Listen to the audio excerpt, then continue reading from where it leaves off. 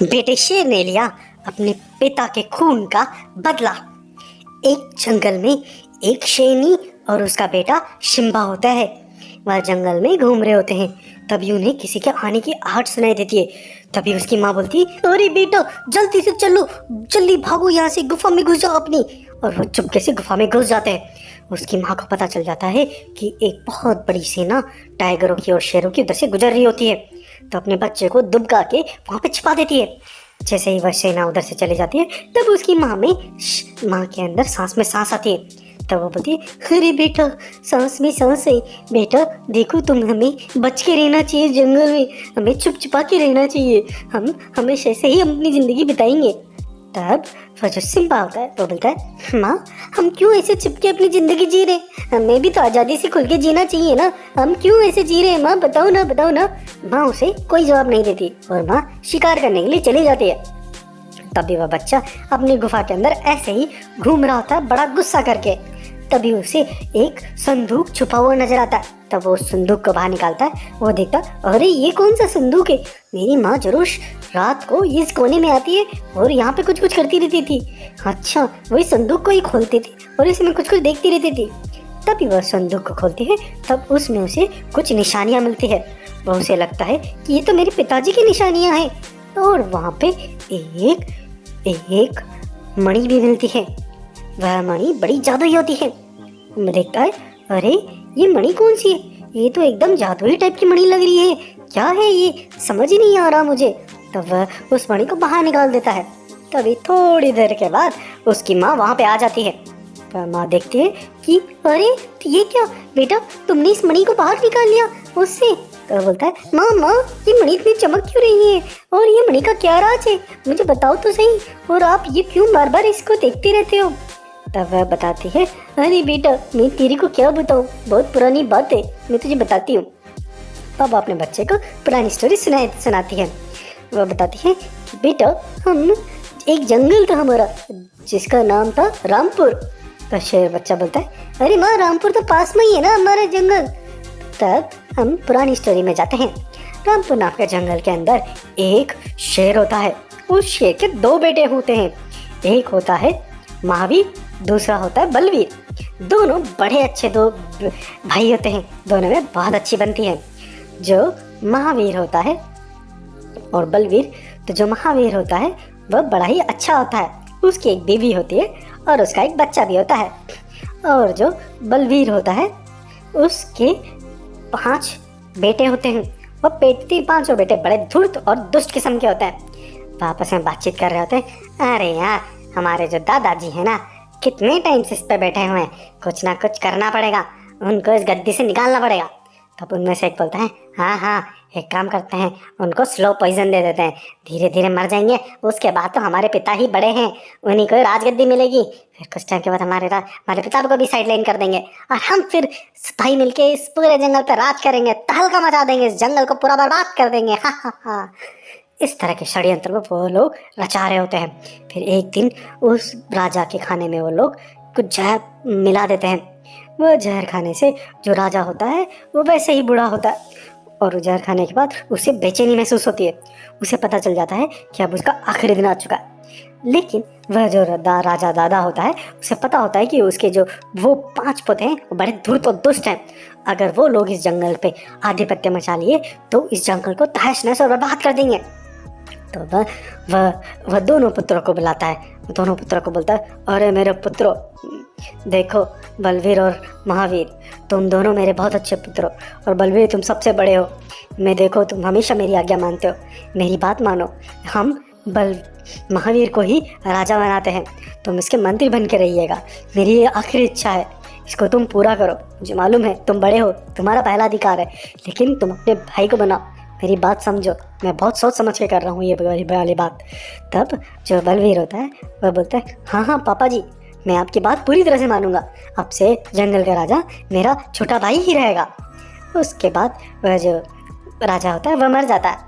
उसके बाद जो बलवीर होता है वह जंगल में ऐलान करता है, वह बोलता है, अब से महावीर ही इस जंगल के राजा हैं, हमारे पिताजी के आखिरी वर्ड यही थे, उनकी ये इच्छा थी, इसलिए इस जंगल का राजा अब इन्हें ही बुलाते, इन्हें ही बनाया जाएगा, अब यही इस जंगल के राजा हैं। तभी वो जो पांचों बेटे होते हैं वो बोलते हैं, क्या ये हमारे पिताजी पागल हो गए क्या? ये बेवकूफ़ हमारा पिताजी, क्या नाटक कर दिया इन्होंने। हमने इतनी मुश्किल से हमारे इस दादा को सलटाया और ये आ गया और इसको दे दिया गद्दी। क्या अब तो हमें कुछ और प्लान करना पड़ेगा। तो वो पांचों के पांचों प्लान करने के लिए काली गुफा में जाते हैं। वो काली गुफा में जाके वहाँ पे दानव से मिलते हैं। उस दानव को बोलते हैं, अरे वो दानव सुन, तेरा खाना पीना बढ़िया हम सेट कर देंगे, तू हमें शक्तियाँ दे दे खूब सारी। वह दानव पांचों को बहुत सारी शक्तियाँ दे देता है। वह शक्तियों से भरपूर होके एकदम ताकतवर बन जाते हैं। फिर वो जो महावीर होता है वो जंगल में अपनी प्रजा के पास घूम रहा होता है बड़े मज़े से।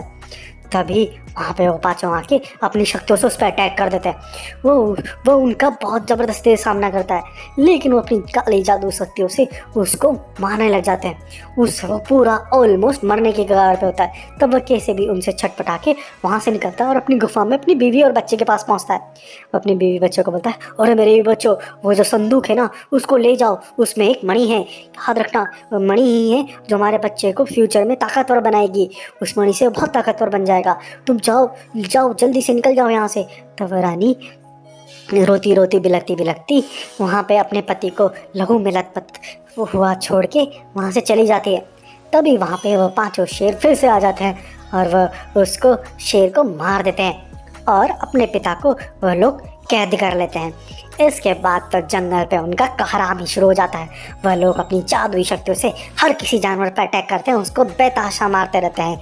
वह सारे जंगली जानवरों को सबक सिखाने के लिए बहुत सारे जानवरों को उल्टा भी टांग देते हैं और खून कर देते हैं। इसके बाद तो जंगल पे एकदम आतंक ही आतंक फैल जाता है। इस तरह से उनका आतंक बहुत भयंकर फैला हुआ रहता है। अब आते हैं हम आज की बात पे। माँ जब सारी बात अपने बच्चे को बताती है तो उस बच्चे को बहुत गुस्सा आता है। बोलता है, माँ मैं अपने पिताजी का बदला लिए बगैर छोड़ूंगा नहीं, मैं उनको अब नहीं छोड़ूंगा। चलो माँ हम अभी से लड़ते हैं उनसे। तभी वो बोलती, नहीं बेटा अभी रुको, कुछ दिनों बाद तुम हो जाओगे 5 साल के। 5 साल के बाद तुम पूरे वयस्क शेर बन जाओगे। उसके बाद ये मणि तुम्हारे लायक हो जाएगी। तुम इस मणि से शक्तियाँ ले लेना। उसके बाद तुम उन पांचों से लड़ पाओगे, क्योंकि उन पांचों के पास मायावी शक्तियाँ हैं। तुम इस मणि से शक्तियाँ लोगे, तुम उनसे सामना कर पाओगे। तब वो बोलता है, हाँ माँ मैं बिल्कुल ऐसा ही करूँगा। उसके बाद कुछ दिनों के बाद जब वह 5 साल का हो जाता है तब वह मणि की तपस्या करता है और मणि का आह्वान करता है। मणि को बोलता है, ए मणि मुझे सारी शक्तियाँ दे दे। तो मणि से भी आवाज़ आती है, अरे बेटा मैं कब से इंतजार कर रही थी कि तब तुम 5 साल के हो और मैं तुम्हें तुम्हारी शक्तियाँ दे ही सकूँ। ये शक्तियाँ मेरे पास तुम्हारे पिताजी की अमानत है, लो ये सारी शक्तियाँ ले लो। उसके बाद वो सारी शक्तियाँ उसे देती है। वो सारी शक्तियाँ लेने के बाद तो वो बहुत ही शक्तिशाली एक जायंट डायनासोर में कन्वर्ट हो जाता है। डायनासोर में इतनी शक्तियाँ होती है जो कि असीम होती है। उसके बाद वो बोलता है, मामा चलो अब हम चलते हैं हमारे उस जंगल में और वहाँ पे हम राज करेंगे, हमारा सिंहासन वापस लेंगे।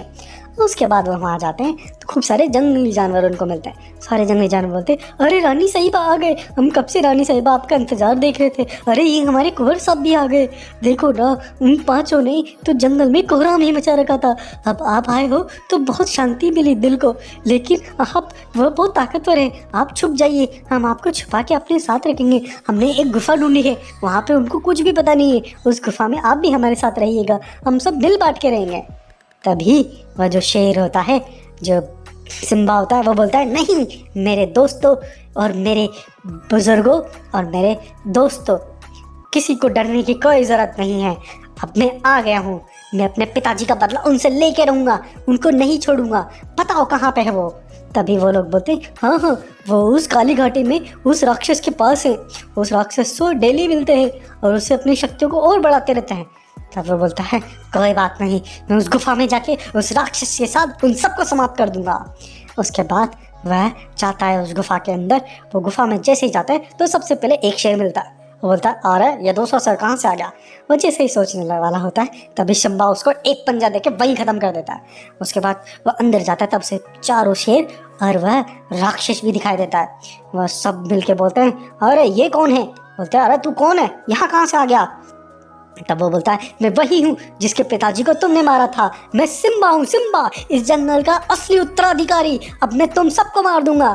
तब सब लोग भी अपनी जादुई शक्तियों से वापस से बड़े सारे जानवर में कन्वर्ट हो जाते हैं। वो राक्षस भी वापस सब मिलके उस सिम्बा पर अटैक करने लग जाते हैं। सिम्बा शुरुआत में तो उनका सामना कर नहीं पाता, वह हिलता डुलता है, लेकिन वो भी वापस से दैत्यकारी डायनासोर में कन्वर्ट हो जाता है। उसके बाद वो उनसे सबसे लड़ाई करने लग जाता है और धीरे धीरे करके सभी शेरों को तो मार ही देता है। लास्ट में राक्षस बचता है। राक्षस बोलता है, अरे तू मुझसे बचेगा नहीं, मैं तेरे को छोड़ूंगा नहीं, मैं तेरे को खा जाऊंगा। तब राक्षस भी उससे खूब लड़ाई होती है, बहुत भयंकर लड़ाई होती है। इसमें सिम्बा को बहुत घायल होता है, लेकिन अंत में जाके सिम्बा उस पर विजय प्राप्त करता है और वह राक्षस को भी समाप्त कर देता है। इसके बाद सबको मारने के बाद वापस अपने जंगल आता है और अपनी माँ से बोलता है, माँ माँ देखो ना, मैंने अपने पिताजी का बदला ले लिया, ये रहे 5 लोग और ये रहा वो राक्षस, टाक दो इसको उन सबको उल्टा। अब से ये सिंबल रहेंगे कि हमारे जंगल पे किसी भी बुरे जानवर की नजर न पड़े। और सारे जंगली जानवर अपने सिम्बा की और उसकी माँ का जयकारा करते हैं और जंगल को उन राक्षसों से मुक्ति मिलने पे बड़ी शांति पाते हैं। इस तरह से इस कहानी का होता है अंत। जंगल वाइल्ड एनिमल चैनल को शेयर कीजिए और सब्सक्राइब करिए।